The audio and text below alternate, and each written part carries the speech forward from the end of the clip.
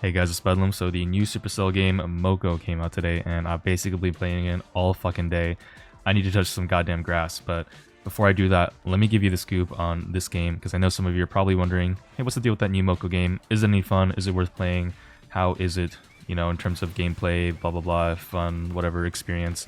What even is Moko? So I'm currently in the training cave right now.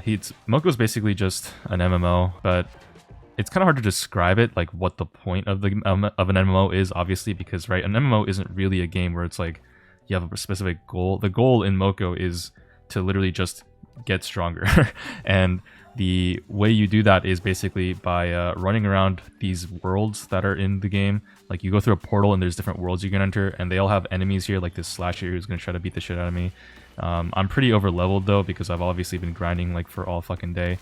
And yeah, there's all these different abilities that you can do on over there. There's a lot of buttons, as you can see. This ain't no Brawl Stars where there's only 2 buttons. It's pretty mindless spam. It's not like that complex. There's no like, you know, special ability thing that you really need to know besides like the building, like character building, which I'll get into. And if you go through like this list, it's basically just, you know, you can see the world's kind of scaling up in terms of difficulty.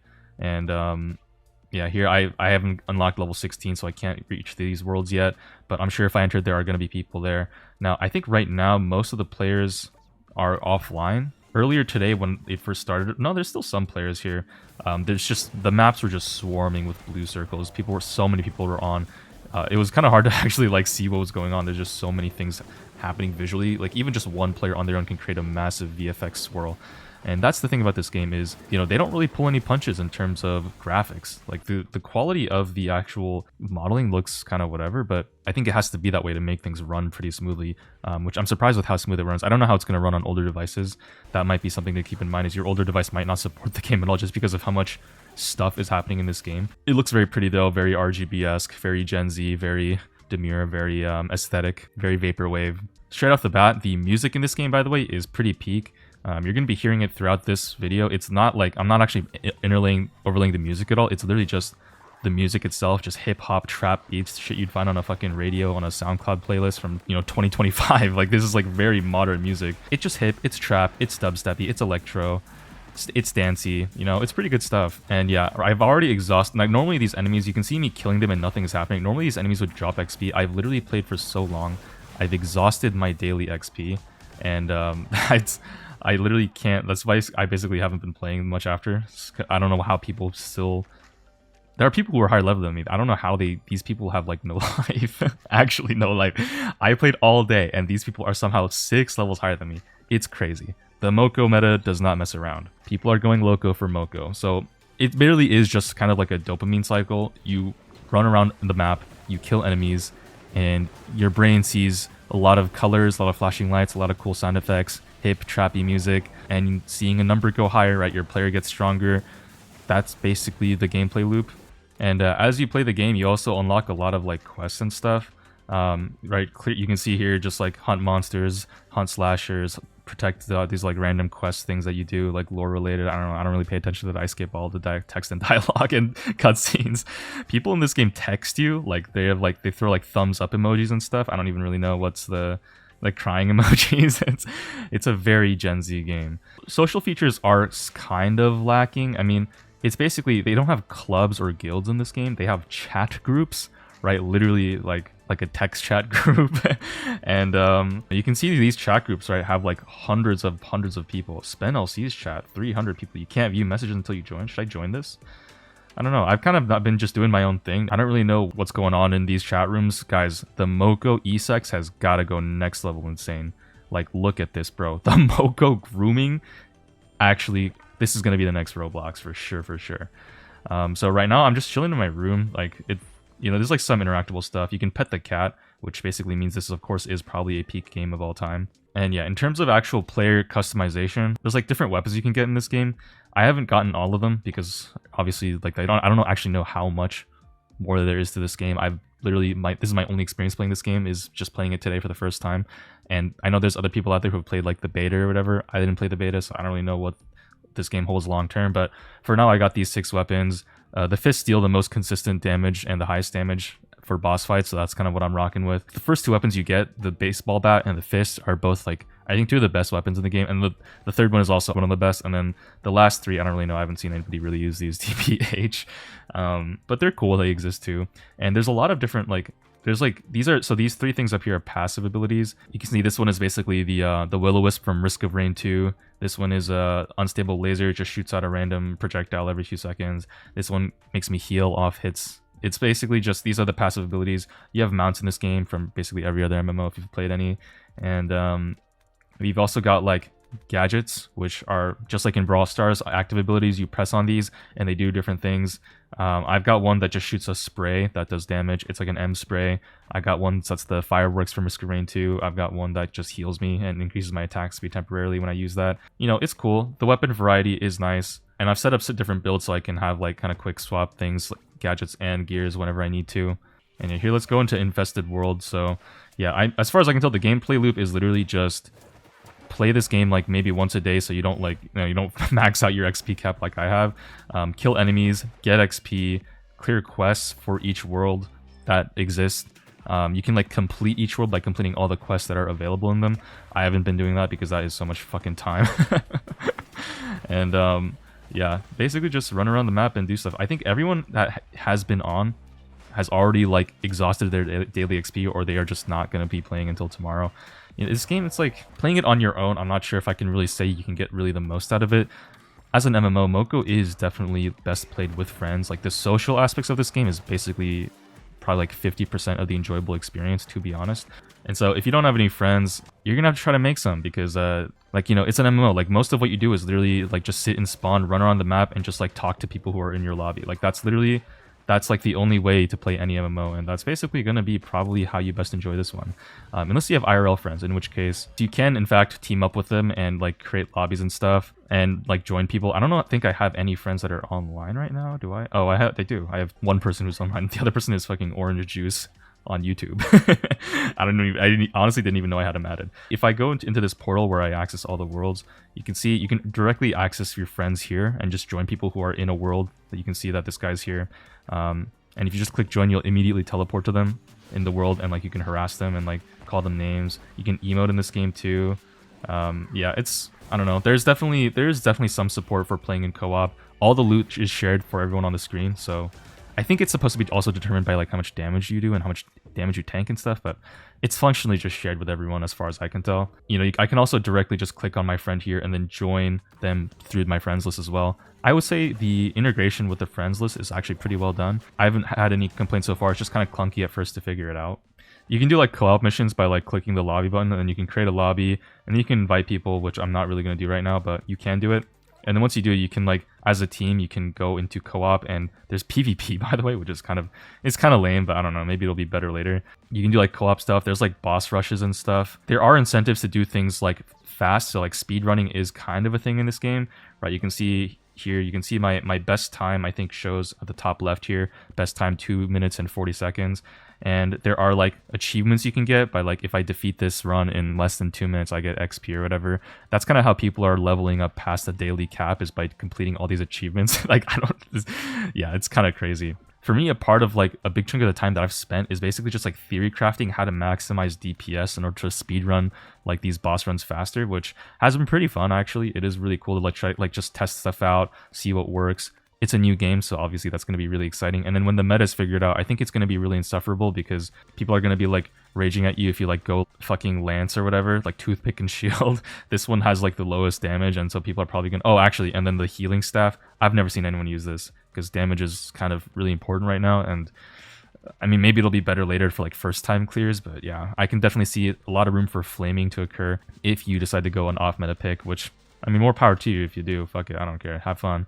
I guess to just kind of show you an example of a raid that you might do, there is also random, like, you know, a matchmaking system. So you can, even if you have just one friend, right?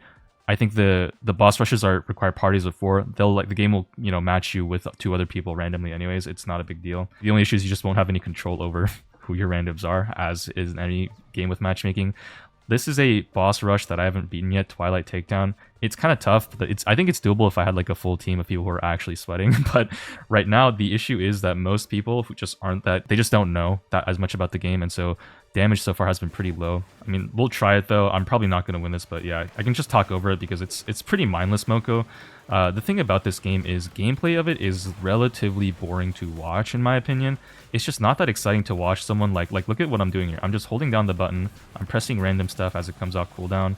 I'm occasionally dodging stuff. Dodging is kind of cool because like you can see there's like a red pattern that comes on the ground and it's like up to you to like try to dodge around it. That is kind of cool. It's kind of like maybe some bullet hellish elements here. But for the most part, it's basically just like kind of just tanking damage and then hoping that I don't die, because if I do die, we kind of lose damage for 10 seconds as I respawn. Oh fuck, I'm cooked. Oh, I'm actually so cooked. Oh my god, I'm a god. No, let me live. Holy shit. Okay. Yeah. I don't know why it keeps zooming in on my character. I don't mean to be doing that. I think my tablet is like glitching out, which is really annoying because I don't want to reset this right now, but it's also like actually impeding my ability to play this game. Hold on, give me a second. Alright, and yeah, as you can see, like when you die, you just go on a 10-second respawn timer and come back to life after. So the bosses do have some unique like AI patterns, which is cool. Like this boss spawns little baby eggs, which you have to kill before they spawn, like little hatchlings, which are really annoying to take out. Overall, I think our DPS this run, I don't know if it's how good it is. Our comp, we have a mirror guy or a portal guy, which isn't that good in terms of DPS, but I don't think bro knows, unless he's using some build that I don't even know about. That is the thing, is like this game is so new, there are things that even I don't really know, and I don't think we have a dedicated tanker who can actually like take aggro and hold it down. So we're basically just running 4 squishy characters into a boss who, yeah, though this is cooked. This is probably why you need a team comp, because this is you know, normally people do go the fucking wolf stick, which is like, you know, the tank DPS option.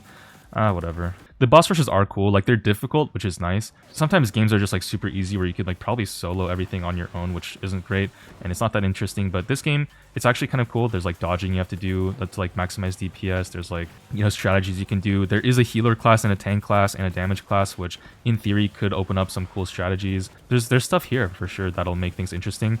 I don't know how much more depth there's going to be besides just like spamming cooldowns and vaguely dodging shots. I think maybe later down the line, as I unlock more abilities and weapons, maybe things will be even more interesting. I don't know, we'll see. But yeah, just so far, first impressions of it, obviously since I played it all day until I literally maxed out the XP cap, I would say the game was pretty fun so far. And it's on mobile too, so like theoretically you can play this game anywhere, which is really dangerous because exam season is just around the corner, guys. I know some of y'all have to lock in instead of playing a fucking MMO, which will suck your soul away.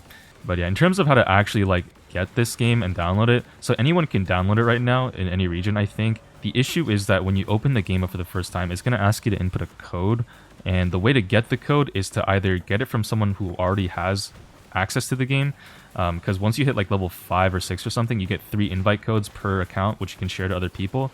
So the way to get into the game is basically to know a guy. Or you can, there's like creators who are doing like streams right now that give you access to the game if you scan it, and they have infinite uses. I have one too. I just didn't like stream it or share it because it only lasts for 20 minutes once you activate it. So it's like, I don't know, I think the best way to get as many people to use it as possible is to like do a live stream or something, or some kind of specific time, or, you know, give a shout out in advance. If you guys want, I can share that code at some point on like a live stream or some way, like make a community post at a specific time that I tell you guys in advance. Let me know.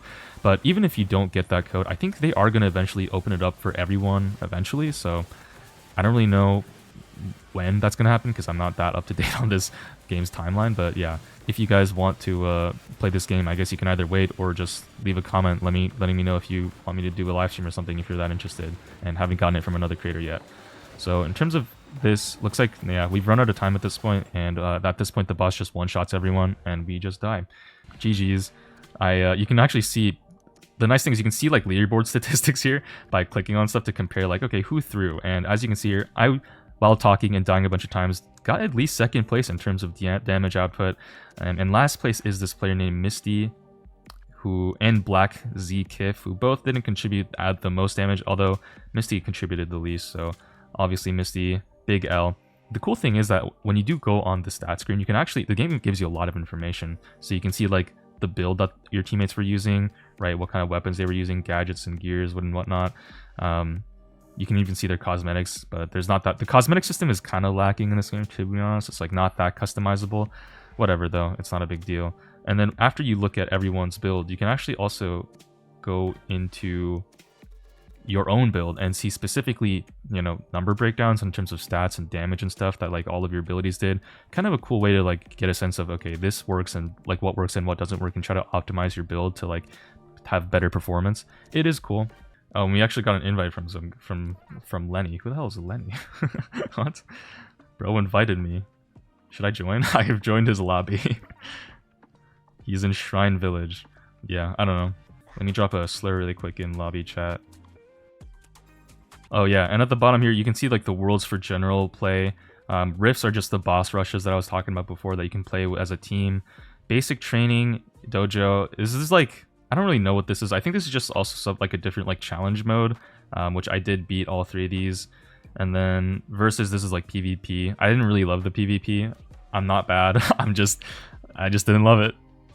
Yes, I might be bad. I don't know. It seems like a worse version of League of Legends, basically. It's just like a worse League of Legends. Like, you don't scale and you just spawn in with your build and you just try to like collect as many points as possible. It could be more fun maybe as I get a better understanding of it. I don't know. I'll play it if there's quests for it. Oh yeah, actually I should talk about the premium currencies and stuff. So you can see here there's 2 currencies up here. Mo Gold is the premium currency. You can only get a very limited amount of this, and the only other way to get it is to just buy it.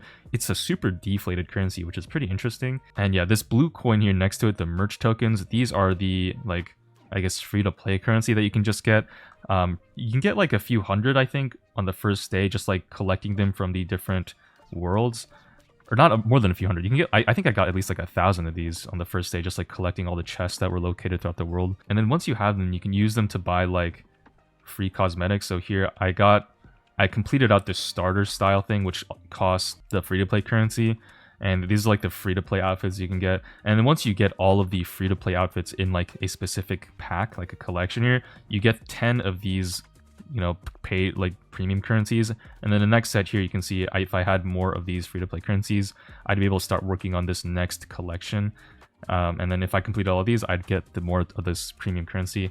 I don't know how scalable this, you know, system is, if like we're gonna get more and more packs as you unlock more of these and just get more and more premium currency, which you can eventually save up to buy something. The only issue is everything in this game is gambling. Like, let's say I have, you know, I spend $100 on this game and I have 1,400 premium Mo Gold, and I want to be, oh my god, look at this cool Mecha Mortis skin, I would love to buy this.